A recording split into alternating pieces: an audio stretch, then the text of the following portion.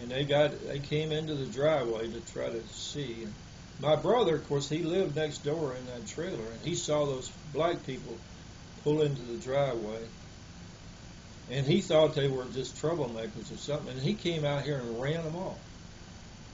He wouldn't let them in the house or anything else. And they didn't know what to do. I think they finally went to the authorities or something.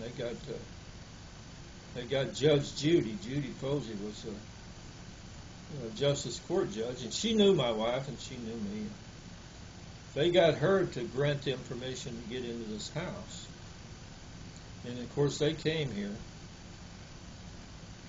And the woman, unfortunately, had died. And all they could do was take her out of here.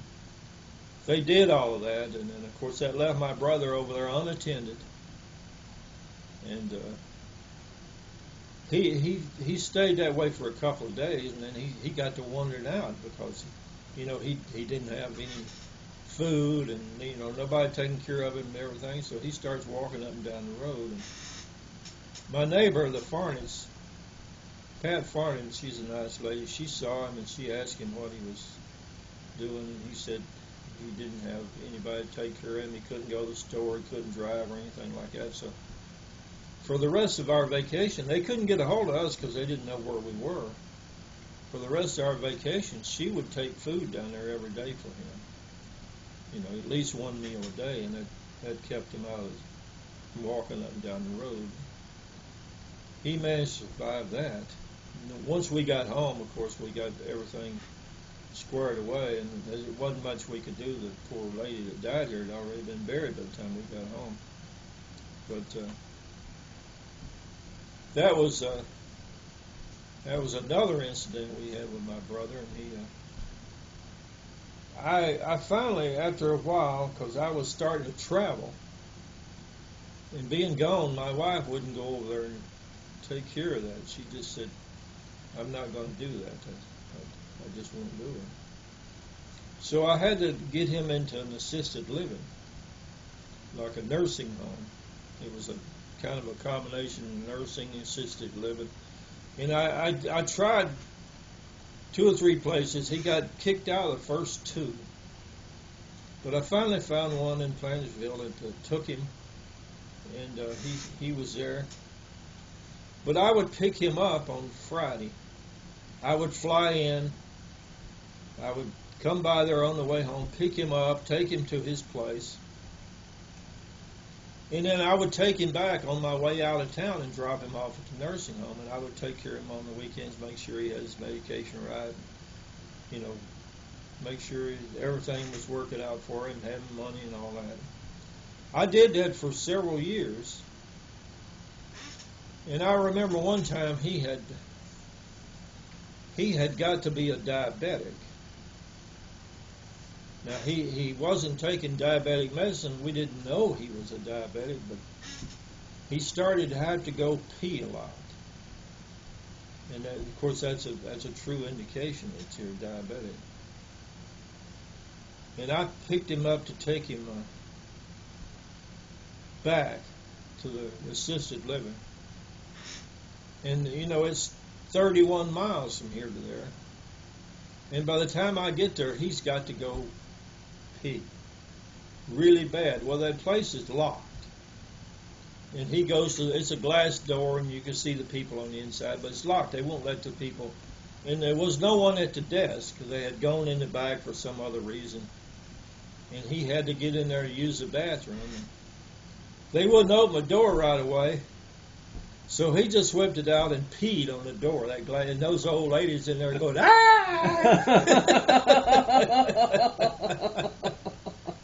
And I see the nurse come, she's running with a key, and rather than stick around for the consequences, I knew they were going to let him in. I just got in my car and drove away laughing because that's just the funniest thing I ever saw. Him standing there peeing on that front door of that glass. And I could hear him yelling, well, yeah, you should have. The nurse is yelling at, what the hell are you doing? And he's saying, you should have unlocked the door, I just started my car up and drove away. but that was one of our. And finally, after a number of years, there were two buildings there. On one side of the street was kind of like the nursing home, and there was a street in between. It was a small street, but it was a surface road of some sort, houses back in there. And on the other side was kind of the assisted living. And sometimes he would be in a wheelchair, but he would be aggravating. And they would have to, on the side he was in, they would have to go across the street to eat, because the dining room was across the street. And I remember one time he got in this wheelchair, and one of the guys that was a patient there, they had been arguing about the way the guy pushed him in that wheelchair, and there was a big ramp going down to that street. And that guy took him to the top of that ramp and just turned him loose and let him go flying down that ramp into that street. Of course, the wheelchair turned over in the middle of the street. If my brother had been able, he would have got up and beat a number on that guy's head. But unfortunately, after falling in the street like that, he wasn't walking very well at that time. So he didn't have much. There wasn't much fight left in that dog at that time. But they had him there for a while, and he'd get into it with people. He got into it with an old lady, and he pushed her down, and that was unfortunate. I talked to him about that. I preached to him about stuff like that. He just can't do that. But it didn't make any difference. If he got irritated, he would hit you or push you or do something like that. He pushed that old lady down, and she fell on the floor, and they took her to the hospital. And she never recovered. She later died from that, and I felt awful about that. But he had to leave. They said, you got to take him out of here. Of course, he had no real responsibility in the matter, because she probably might have been her time to go anyhow. But I wasn't happy about it, nor was he. So I scrambled around and found a place, a nursing home, that would take him. I had to take him to a doctor and have the doctor write a letter saying that he was harmless and all that. I got him enrolled there. It was really expensive. I had to pay part of the cost out of my pocket, because his Social Security and pension, between the two of them, would only cover a basic part of it. So I had to pay some of it. But that's the only choice I had. And he was when he first went to that nursing home, he would want to go home all the time, and I tell him, I can't take you home, because I can't pick you up. Anytime you fall or get down, I actually got a hernia, I think, from lifting him. I had to have hernia surgery, trying to lift him up to get him off the ground or off the floor when he would fall. But in that nursing home, there was one incident in that nursing home, and I don't know if it's safe enough to tell, but I went down there one day, and he was in bed, and he was really irritated. And my brother was a little bit different than a lot of people. When he was born, my daddy looked at him, and he said, "That ain't no boy. That's a little man." And he lived with that his whole life. He was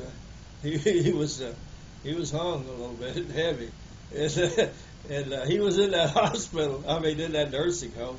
And I went down there that day, and he was mad. And he said, "These two women come in here in the middle of the night, and they uncover me, and they look at my thing." I said, "What the hell are you talking about?" He said, "You got to go down there to that nursing station. You got to tell them to stop them people from coming down here and look at me." I said, "You're crazy. Ain't nobody there." He said, "They're doing that. You got to go down there and do that." So I went down there to the nursing station, and I said, I'd been down there talking to my brother, and he tells me that there's been a couple of women coming down here in the middle of the night. They take the cover off, and they look at his dick. And he's not happy about that at all. He wants me to tell you to stop them from doing that. And that nurse looked at me and said, he is crazy. I said, well, I'm only telling you what he said has got to be done. Don't be going down there doing that, because, you know. Anyhow, it stopped after that, I guess, or he stopped complaining about it. But I can tell you a lot of other stories, but I think I'm about out of time. I appreciate you watching, and if you ever get the opportunity, remember my old brother Buck. I always said that on his tombstone, I'm going to put on there, Buck ain't here no more, but if he was, he'd be complaining about it.